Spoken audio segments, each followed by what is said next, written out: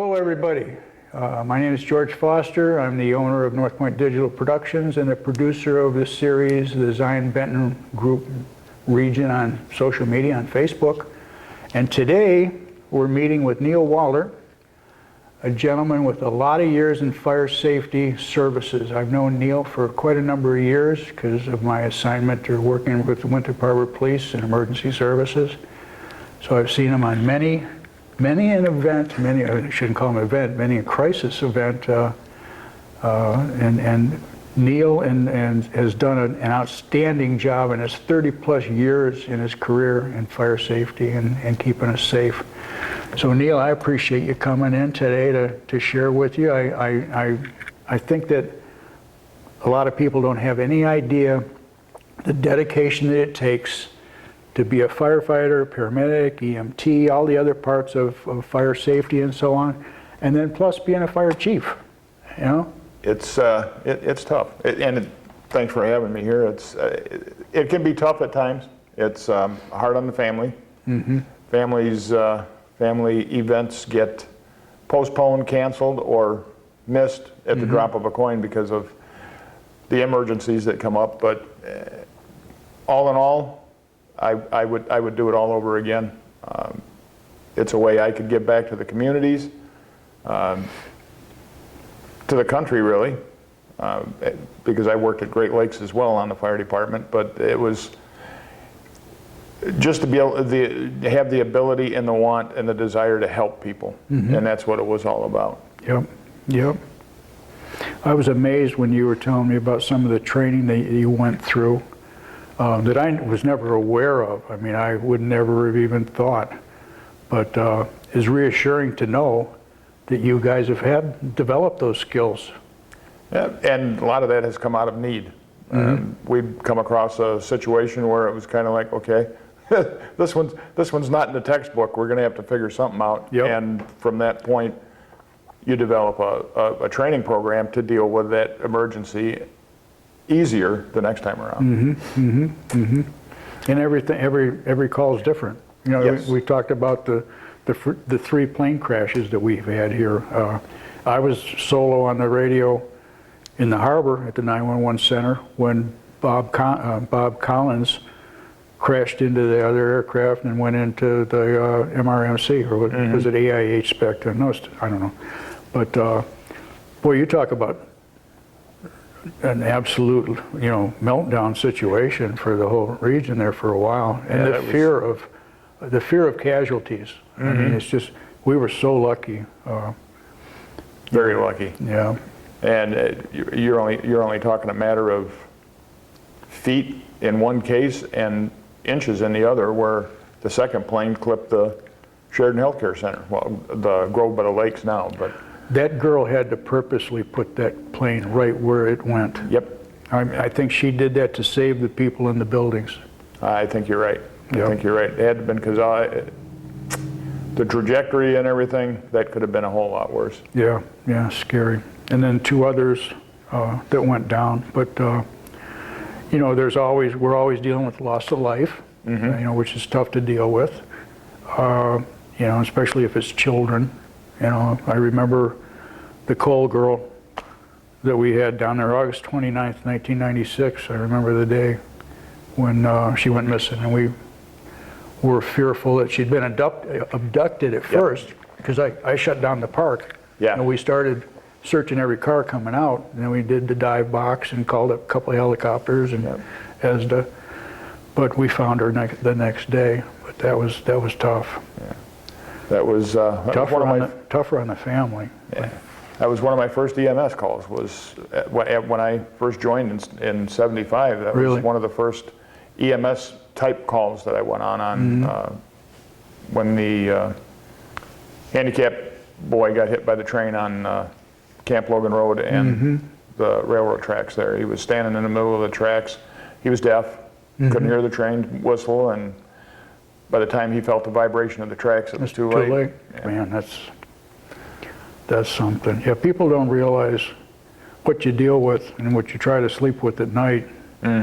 Whether it's, even like with ESDA, I'd be an assistant coordinator for ESDA. I had times when I'd get a call out, to go guard a body on Green Bay Road until the coroner showed up type Yep. stuff. And in a moonlit night, it's kind of on the Kinda spooky eerie, side. yeah. But Well, one that you and I can really attest to being touched was when the boy drowned down here in Lake Michigan. oh God, yeah. That was a rough 3 or 4 days there. I'll never forget that day. I'll never forget that. I was on scene within, Jesus, a couple minutes in my security jet boat. Mm-hmm. And we did. It was an admirable call out. I mean, of personnel. Zion ESDA showed up in force. We had people along the lakefront spotting, trying to see, but nothing. I mean, the water was terrible that day. Yeah, it was very rough. It was borderline whether we should have put divers in the water or not. Well, I took But them out. my guys were ready. I They took them wanted out to in go the jet boat, Yeah, and you then we did. started getting swamped, and then I called the county boat, and we did a side-to-side transfer in the swells. And I said, we got to get this done because I'm sinking, Yeah. and my bilge pump wasn't keeping up. I said, I'm going to be going down here. So, We'd have been looking for you. well, and I Maybe. remember going, maybe. No, I'd float. I was so fat I'd float. But I can remember when you and I were, didn't we go out when we were looking with the underwater cameras? The side scan and stuff, yeah. We went out. And we searched and searched and searched. And I feel so sorry for the family. I mean, I knew there was twins. I think I knew both kids, and the dad was a cop with, was he a cop with Great Lakes? Yes, he was, yeah. Yep. But it's sad when you lose anybody. I mean, it's just, that's why I didn't miss being in dispatch when I was able to go down and run the marina detail. It was like a walk in the park. Well, it was a walk in the park. Right. But helped me with my diabetes because I went from 300 blood sugar to 150 just like that. Yeah. Because I was out there, wasn't sitting on my butt in a radio room. Amazing what a little exercise will do. Eating potato chips like Bruce, We call him Mr. Chips. Mr. Chips. Mr. Chips. He's, you have fun names for all the cops and other fellow workers, but I know that Great Lakes, that's an amazing place. You had to have, geez, I can't imagine the amount of training you had to do to keep up with everything down there and the hazards that you would have. You were talking about the dive chamber, or was it, that you guys were training with, going down with your tanks, the different depths? The dive tower. Yeah, that was when I was out in San Diego. Oh, San Diego. Yeah, that was one of the nice things about working for the government as a DoD firefighter. When I worked down at Great Lakes, I could transfer anywhere in the world that they had an opening on any of the federal departments. And family had just moved out to San Diego, and they had been bugging me to come out there, and I'm like, I was single at the time, give it a try, and a spot came up at the amphib base in Coronado. That's where the West Coast SEAL teams train, BDT guys train. Yeah. So I went out there as a firefighter, started out as a firefighter, and then while I was on shift out there, we had an incident where a car where our parade field was, I mean, there's a little bit of a beach there, but not very much, but a car had gone into the water. We rescued the people. They didn't go in far enough where we had to really get into the water very deep. But had they been going a little bit faster and got in deeper, we would have had an issue. So myself, captain that I worked for, and the rest of our crew worked on and came up with a firefighter aquatic safety training program that we used out there. And we verified whether we could use our air packs. Now we're talking back in 1980, 81. But we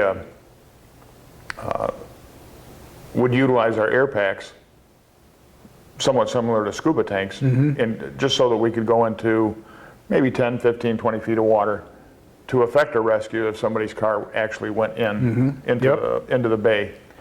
And the program took off. We did a lot of training with the SEALs. We went over to their dive tower that they had across the Silver Strand right on the ocean side there. We would go over there. It's a 90-foot tall tower, and we tested our limits with the air packs found out that they would go 90 feet, but we used a lot of air getting there. Yep. So That's amazing. That is amazing. To be able to go 25 feet and pull somebody out of a car and be able to breathe and use the tools that you needed to get people out of a vehicle, that was the key. And we did a lot of training for San Diego County utilizing that program. Well, it's one thing to go into deep water like that, whether they go into a lake or a river, but you always have some knucklehead, and I hate to say knucklehead, but they ended up in a retention pond because they're driving off and they missed the turn. And they got them all the place, everywhere on all these highways, these retention ponds, and you hear about that every other day. Of you guys having to go in and pull people out, but it's good to know that you've got that resource if it's needed. So, I always wanted to have just the air bottle that I could use if I ended up in trouble. Yeah. And there was a couple times when I thought I was going to need it. I don't know if you were on the day when I got in so much trouble with this with the marina, because they ordered me not to go outside of the breakwall in the jet boat, which I disobeyed repeatedly. Mm-hmm. So there was... That's the name of the game in emergency services. There was two jet skis that had collided together, jumping the wake behind a big boat. Yeah, I was on that one, I think. Yeah. And I got the call from dispatch, and they told me what it was. And I was already on patrol in the boat, so I fired that sucker up and went flying out there, scared the hell out of everybody as I'm going down the main fairway. Mm-hmm. I wasn't even worried about wake. Made the corner and went out there, and when I got out there, I could only see the two jet skis floating and nobody there. Right. So I'm thinking, well, do I dive in and try to go down and see where these guys are? But then I saw them on the back of that boat way over there. So I motored over there, and that kid with his face peeled back, flipped back the whole face. Yep. You guys were already en route to the launch ramp, but I think it was so rough, I said, I think we need to divert to the South Beach. Yeah, I think that's what we did. And I put the kid in the jet boat, and then we beached it, and you guys came down with a backboard and took off with him. Yep. But what a day. And boy, did I get my butt chewed out for that. But I saved myself. I said, dispatch, call me, I can't disobey dispatch, they say you got an emergency, you gotta go. Well, So. Sometimes it's better to ask forgiveness than it is to ask for I prevention. did that a lot. Yeah. But it was always fun. It was always, we got the job done. You know what I mean? We responded. We served the community, and it's a good thing. It's a good thing.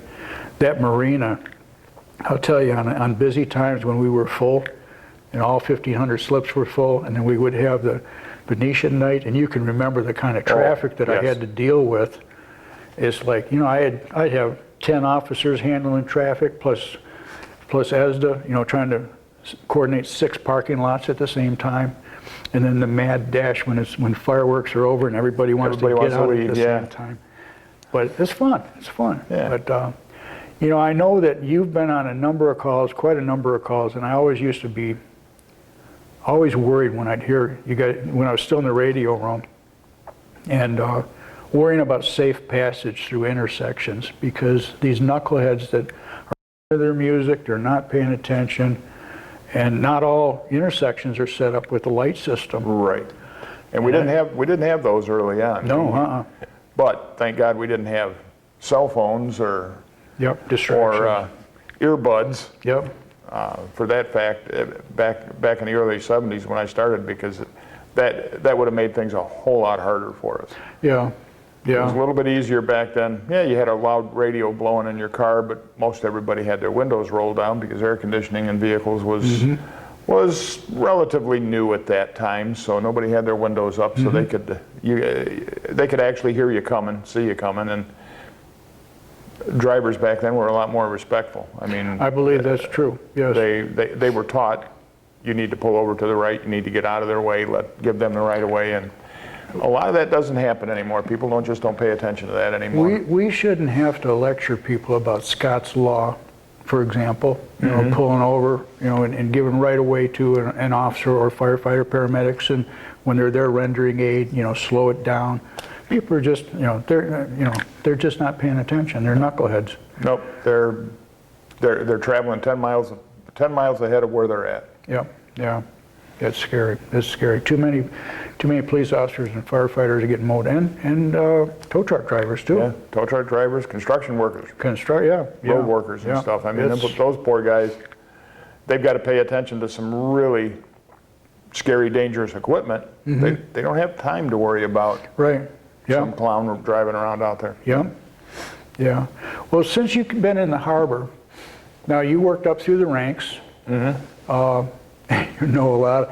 I mean, looking at some of the old pictures, that's great. When looking at Mike Street, you know, I mean, back when we had, well, you still got hair, I don't, but it's getting thinner. A lot of us don't anymore. I just wear it longer so it looks better. Yeah. Well, I wish I could. I wish I had something to start.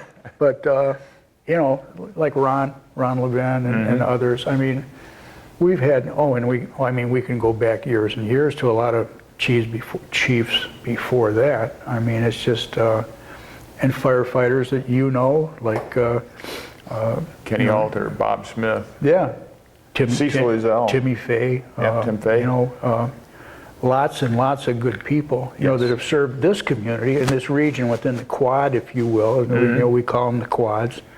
But I can remember when we first started doing quads, you know, I mean, when that was the newest thing, you know, and we would do a tone and do an all-call for a quad for a structure fire as soon as we had confirmation it was a structure fire. So things had evolved, you know, like I said about the training on emergency medical dispatch when I had to get trained on that at St. Therese, I believe it was. But that was a lot more responsibility than I wanted to have, being a solo dispatcher, trying to render proper aid through dispatch on the phone with a 911 person, and then 3 guys are starting to run traffic stops because they're not listening to me to hold all traffic. Right. So yeah, you guys deserve a big pat on the back, especially here, the dispatchers that were here in Winthrop Harbor. We had some tremendous dispatchers. You guys did a fantastic job. I mean, like you say, sometimes there was just one of you in the dispatch office. Most of the time. Yeah, and you had PD that you had to take care of. You had us you had to take care of. If Public Works was out doing something, you had them to take care of. So I mean, you guys deserve a big pat on the back. Yeah, we had three channels.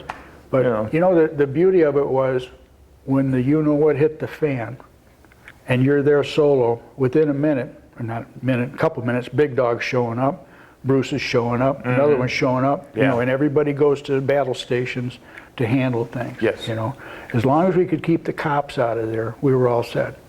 And not to diminish their desire to help, but they weren't aware of the equipment and the procedures and so on and so forth. So we just had to, you know, you guys perfected incident command, you know, fire dudes did. Cops rolled into a with some trepidation. There were some that kind of fought it. It was like, what do you mean I have to sit here and just push a button? I want to go in. And I had a little bit of that, I think. Yeah, I understand that, but what I mean is there's got to be like one central point, you know, and so on, and the organization of it to where it works. Exactly. Where you know we'll roll into a position or into an incident as the police and thinking we're going to be in charge because we're the police. Well, no, we're not. You guys are in charge. You're calling the shots. It's and it's just how it's got to go. Right. Yeah. So, with the incident command system, you can't go wrong. Span of control for any positioner is 5. Anything over that, you have to assign to somebody else. I learned so much in the years, and I don't remember how many years it was that I was assistant coordinator for ESDA, and I'd have to go to the monthly meetings there at Lake County, and we would do the tabletop exercises, and then I'd go for more training for the Illinois Terrorism Task Force and so on and so forth. But the real-time training that we had there was amazing. You know what I mean? It was just amazing, and it makes you think, well, the community is a lot better served because of this.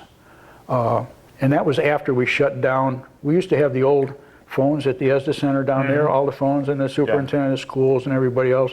But that's when we still had the nuclear phone that we had to answer every month. You know, and of course we were W, so I was always at the end of the list for calling and saying, copy. That was it. I had to listen to this whole thing and then try to handle traffic stops and everything else while I'm listening to this stupid phone.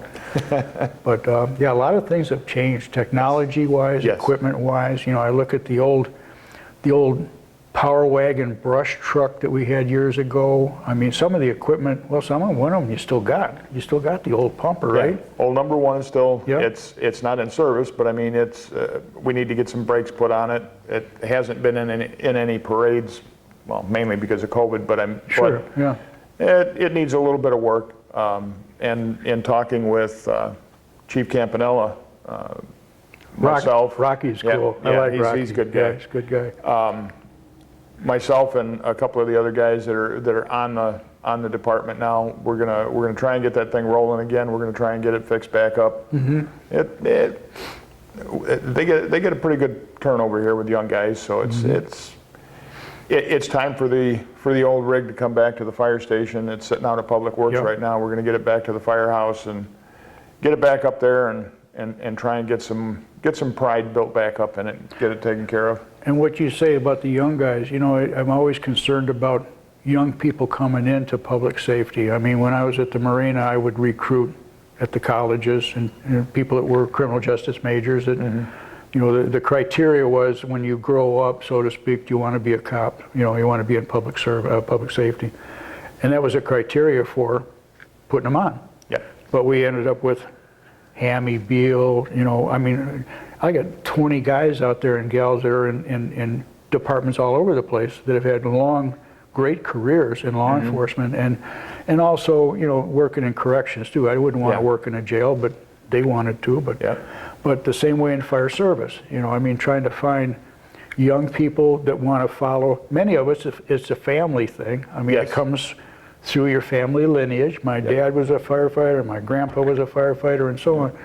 And they're carrying on. And I hope that through explorers and other things, you know, we can continue to make it to where people see this as being a good career, you know, a good career to learn, because the technology is there now to keep them safe. Yes. Hopefully. A whole lot safer than what we were when we first started. We didn't have bunker pants. We didn't have the Nomex. I had a canvas coat. Yep. A helmet and three-quarter length boots, rubber boots. Yep. And that was my turnout gear. That was it. Yep. And not much protection. You know, nope, not much. But you know, like you talk about family and family carrying on. My son, who's on the harbor, he's on a leave of absence right now, but he's fourth generation Winthrop Harbor firefighter. That's great. My grandfather was on for a short time early on, followed by my dad. He was on for a couple of years, and then, of course, myself, and then now Russell is on. Yeah. So, but it's not just blood family. I mean, once you, and that's one of the things that I try and impress upon the younger people coming in. It's like it's a job, but it's not a job. This is a family. We take care of each other. It's a brotherhood. Yes. Yeah. Yep. We take care of each other. We watch each other's backs. We don't leave our partner in a burning building. We make sure that we both come out. Yep. Oh, it's I'm a non-vet, you know, and our philosophy is very much etched in stone. You know, leave no man behind. Exactly. You know, so on. Exactly. But it's an honorable. The fire safety and public safety is an honorable career, which I think that a lot of people need to look at, and a lot of the colleges are teaching some great courses to get people started. You know, I used to require, because of ESDA, everybody to get the NIMS courses, you know, online, and it's a piece of cake. I mean, to take these courses, it's no big deal. A lot of it is common sense, but there's a lot of other good information and knowledge in those classes as well. But once you go through them, like I say, a lot of it's common sense. Yeah. I know there's got to be some really rewarding, I mean, there's some disappointing and some times that we just as soon forget about, but there's also the good times that we remember. I can remember trying to break the hysteria threshold of a 911 call, or of a baby, of a mom with a baby that had stopped breathing, and successfully doing that. I know that you guys have been on some calls that I was just, you know, I was chewing my fingernails waiting to hear how it would turn out. Yeah. You know, because it was just, you know, pretty scary, even on the other side of the radio room. So I Yes. can imagine what it's like in person. You know what I mean? Some of them were, yeah, Pretty bad. We've had some hairy ones. Yeah, yeah, for sure, for sure. One good call that always sticks out in my mind, and I'll never forget it. It wasn't a real big emergency. We got called out one day. I was on the ambulance, and this was probably late 90s, late 80s, early 90s. Little guy was out riding his bike, and somehow he got his leg caught in between the spokes. Oh, Jesus. Couldn't get him out, or not in between the spokes, but in the frame. Yeah, Somehow he'd gotten his leg caught in there, and he couldn't get his leg out. Oh, And we got there, and I'm looking at everything. I'm like, I couldn't figure out how he got his leg in there. Couldn't figure out how he's going to get his leg out, because typically, if you sit back and you look, you go, yeah, okay, that's where it went in. It's got to come out, as long as Right. it's not too swollen up. yeah. Well, we ended up having to cut the frame so we could get his leg out. He was fine, wasn't injured or anything. He was just scared to death. Sure. About a month and a half later, when IGA was still here, shows you how long ago that was. Yeah, for sure. Yeah. My wife and I were walking through the grocery store, and this little guy's got Mom in tow, and he's running up the aisle, and he's going, Mom, that's him, that's him, that's him. And I'm Yeah. like, oh my God. Yeah. Oh my God, Yeah. my past is coming back to haunt me, you know? Yeah.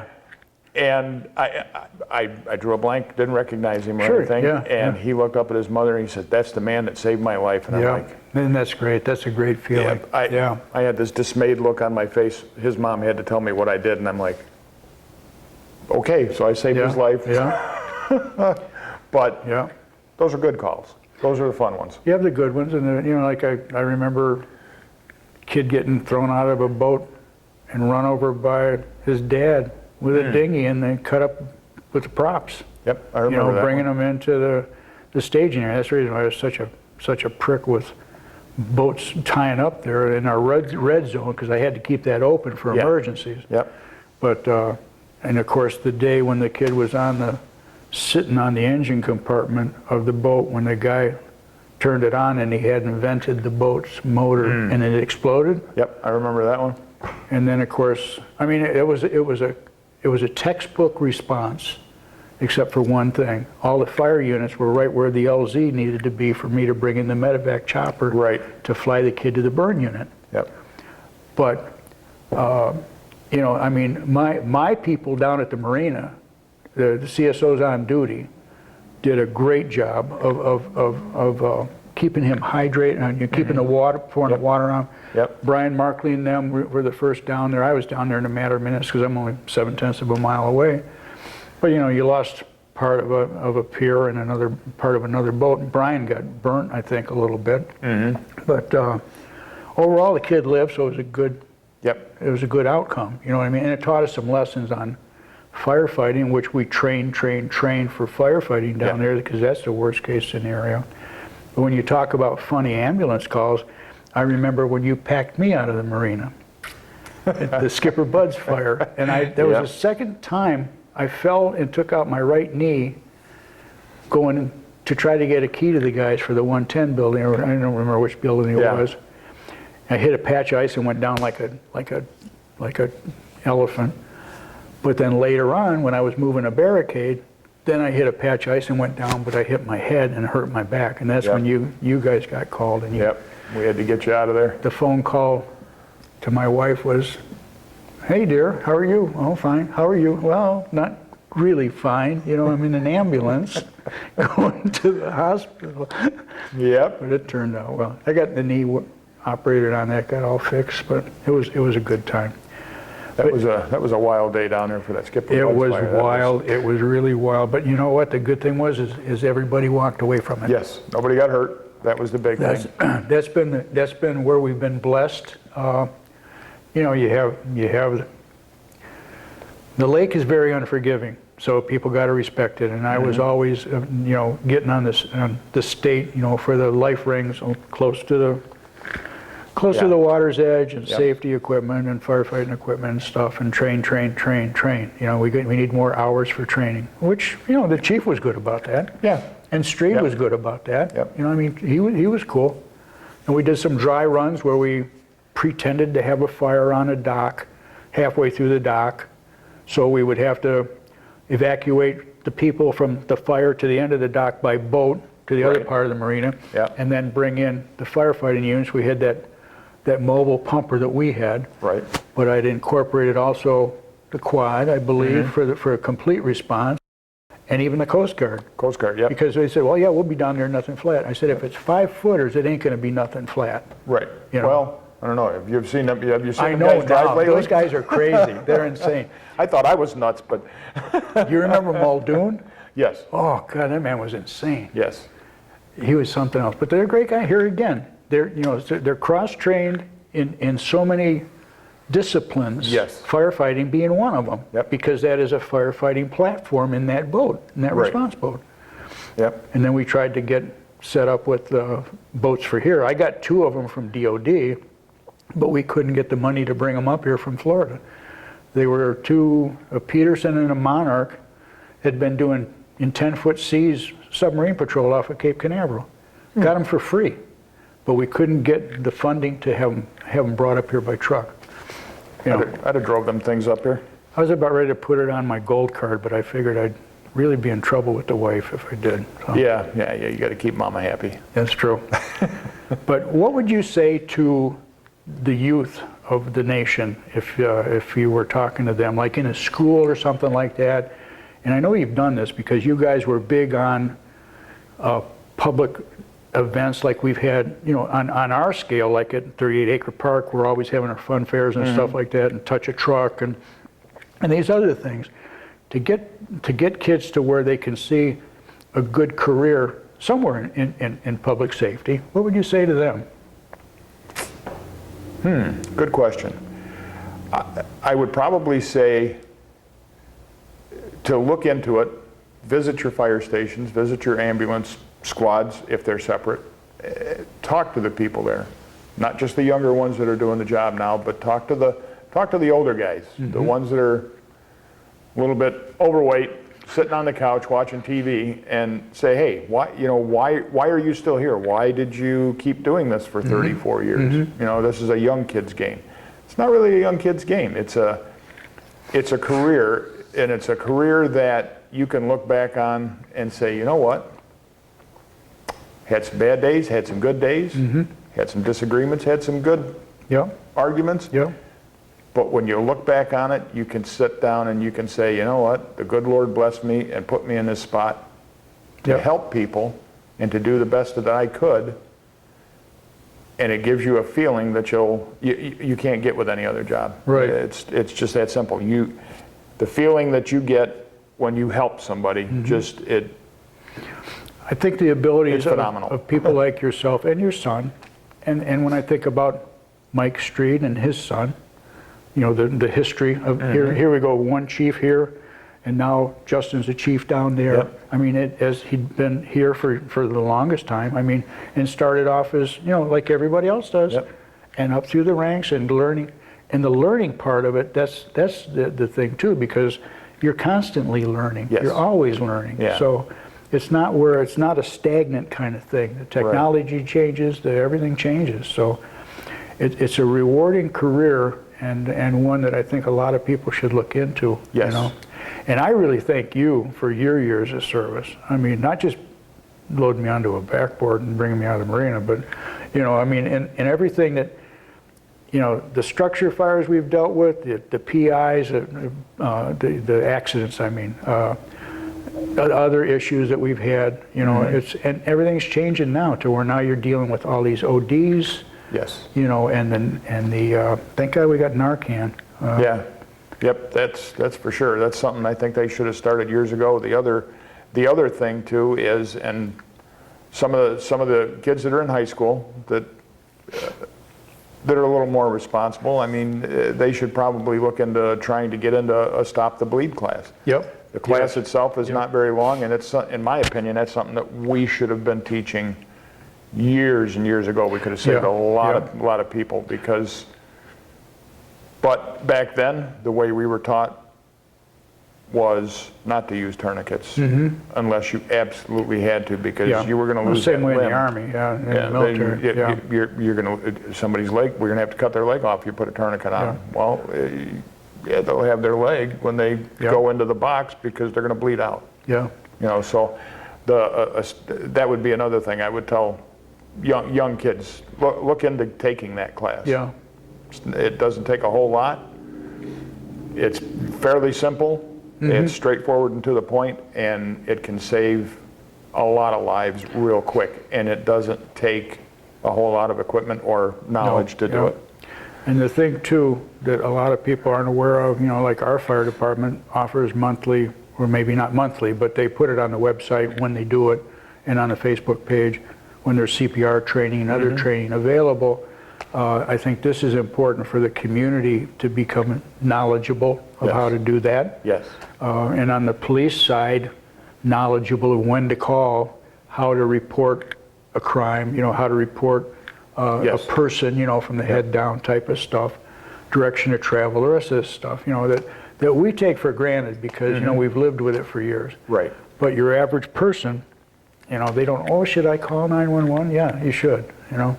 When in doubt, call. That's right, yeah, because, well, like we used to say in dispatch, you know, dispatchers save seconds and seconds save lives. So, and like with you guys, I mean, and get you there quick, get you in, get water on it, because these fires now are so much hotter, faster burning, spreading and stuff with all these new building materials and stuff. It's just scary. Yeah. It's scary. Well, I got a little something for you that I wanted to give you. As a memento of today, and coming in today, kind of looks like, well, it doesn't really look like you, but it kind of does. Oh, yeah, no. Almost. Let it grow a little bit. I just got to let it grow back out, that's all. But it's kind of like a weeble. He wobbles, but he doesn't fall down. But again, I am so thankful for your service and the service to our community. I can't tell you how much. I appreciate that. Because you keep us safe in the worst of times, whether it's 2 o'clock in the morning and a structure fire breaks out, you guys are there. And we know that you're going to be there to, you know, to keep us safe and keep us. But if it wasn't for you guys calling us, telling us that we had something going on. That's true. Yeah, we got to. So we appreciate you guys. Well, we don't do that anymore here. That's all through this with this new outfit out there. Yeah, that's kind of crazy. But, we won't get into that. We don't have enough film. no, I don't want. I don't want to aggravate a bunch of the white shirts that are going to be upset with what I've got to say about that. Yeah. At any rate, Neal, I thank you for coming in today and spending this time with me. And again, I hope that we have a lot of years that we're going to be bumping into each other here in the harbor.